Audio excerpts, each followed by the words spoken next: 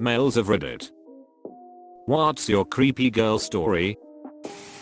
Told my friend he should break up with his GF because she was threatening to kill herself and cheat over extremely petty stuff. He told her what I said, so she told her brothers that I said I was going to grape her.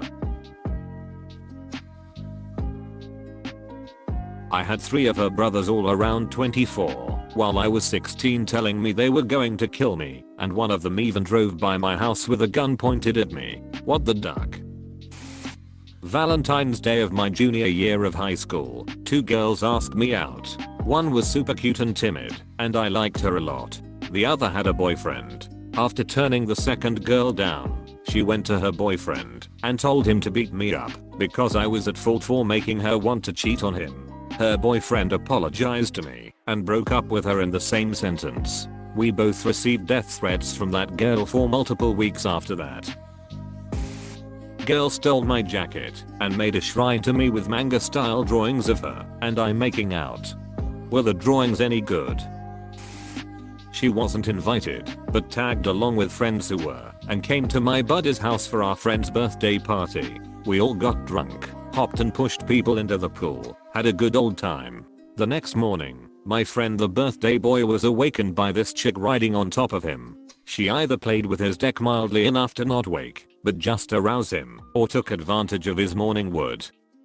But either way, she sleep raped my friend on his birthday and proceeded to soak the couch. This was one expensive ducking couch, mind you, before leaving without saying a word. A week or so goes by, she is claiming she is pregnant and needs abortion money. Friend reached out to our friend group for advice. Turns out she has been known to grape drunk guys, and in fact it happened to another friend of ours whom she also asked for abortion money. 4 years later she's got 3 DUIs and nobody knows how many guys she has taken advantage of or scammed out of fake abortion money. She's a rapist and needs to be put in jail. All these guys need to come together and go to the cops. That is rape and extortion in the purest sense. A serial rapist, at that.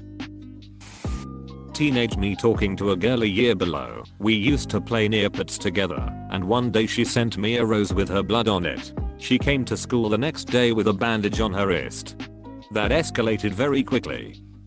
Neopets to a gift of blood sacrifice is quite the jump. The pact is sealed, the Neopets live.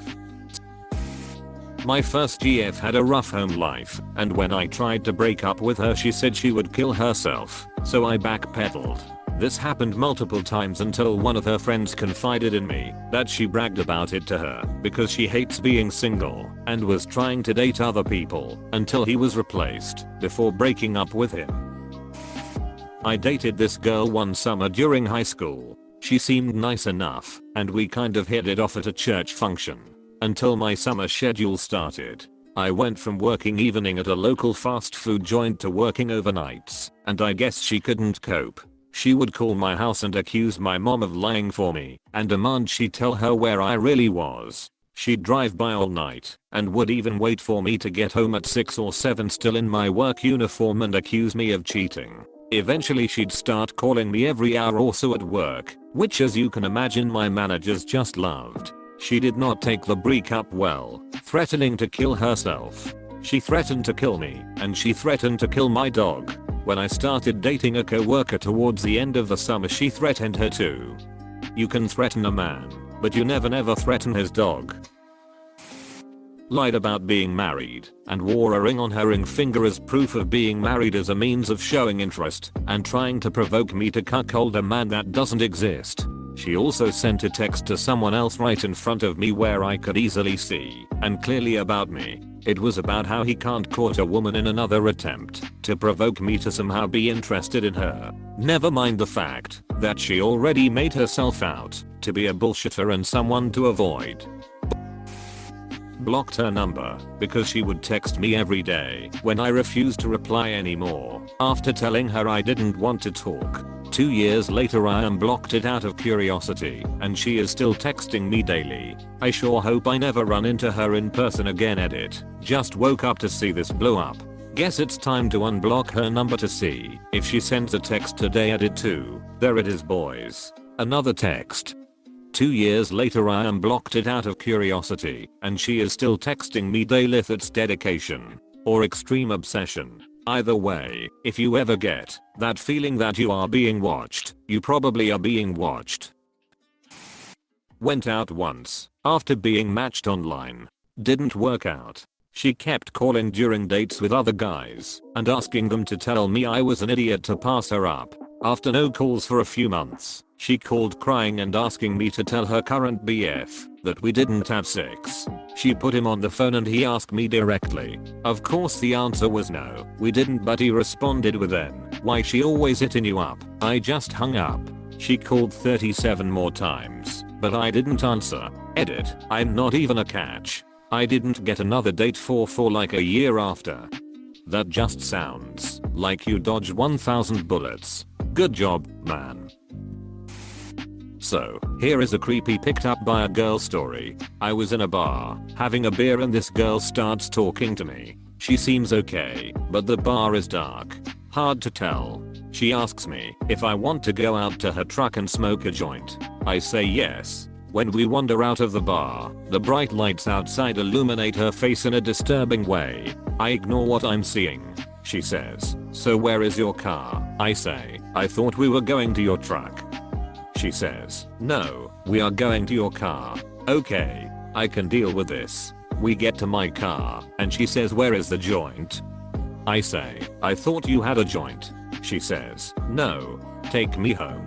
Okay, I can deal with this. So, I start driving her home. As I'm driving, she starts rambling. "You can duck me. You can screw me. You can do anything you want to me." Okay, maybe I can deal with this. As we approach her apartment, she says, "I sure hope my boyfriend isn't home." Oh, duck. Can I deal with this? She points to a convenience store and says, "Pull in there and go buy me a 12-pack of beer." I say, "I'm not buying you a 12-pack. So, she gets out of the car to buy beer. I definitely cannot deal with this. Slam the car into reverse and race off into the night. I didn't go back to that bar for a year. Creepy girl. She broke into my dorm room without me knowing and stood over me while I slept. When I woke up, she invited me to a threesome. I noped the duck out of there. Years ago, I had a roommate whose fiancé abruptly ended their relationship.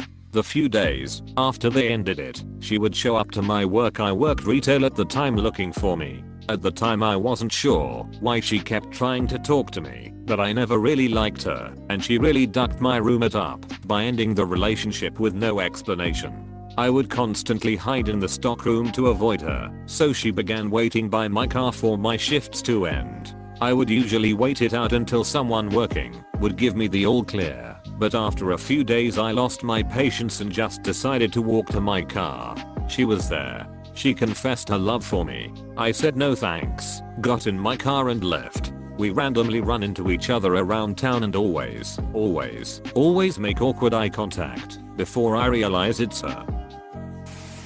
I was a hood cleaner back in the day. You know, restaurant hoods over grills and fryers. Anyhow, I was supposed to clean the hoods at a Hardee's in northern Iowa one night. Normally we get there at closing, and the manager sticks around till we are done. Well, we get there at closing, and the person staying is a terrifyingly large woman with Mimi-esque macup and chipper shredder teeth. She kept making small talk, and over the next 5 hours we were there. Check called 2 of her friends to come hang out too. Not a big deal until we started to clean up. Then she started draping herself over our equipment and started making aggressive sexual comments. My employee started getting freaked out, and I was also. Finally, with me not even getting the paperwork signed, we were able to leave with her yelling, "You guys are hot and I want to fuck you," at our truck as we left the parking lot at 4 a.m. Fast forward a couple months and we are scheduled to go back there. I make a special request that she not be there. We are assured she isn't scheduled to work that night. Didn't stop her from showing up and making disgusting comments about making us come or her taking us both at the same time. I tell the manager we cannot continue the service and he'll need to find an alternate vendor, as we won't out ourselves through that kind of treatment. The next day I get called by my boss about a complaint he just got about sexually assaulting a woman at a Hardee's in northern Iowa. Complaint said I was calling the woman at home And when I got to the restaurant I was taking my pants off. I called the manager at that location and got the whole story. Turns out this woman had a history of assaulting service guys at that restaurant. She chased their pest control guy out, and the franchise maintenance guys refused to go to that restaurant. In the end, she got fired. I got creepy mail and phone calls for 6 months. My ex-wife is definitely the creepiest girl I've ever known. She once told me she stood over her dad while he was sleeping with a knife and fantasized about killing him, literally had the knife at his throat before her younger sister walked, and then she said she liked to watch me sleep. She also said, after marrying me, that I was only supposed to be a practice boyfriend. She said she wanted to draw on my back, so I let her, and after I fell asleep she got bored just drawing, so she pulled a razor blade and tried tracing her drawing. She also put in a few piercings when I was drunk. Despite all the nutty things she did when we were together, they are still nothing compared to the hell she's put me through once we split.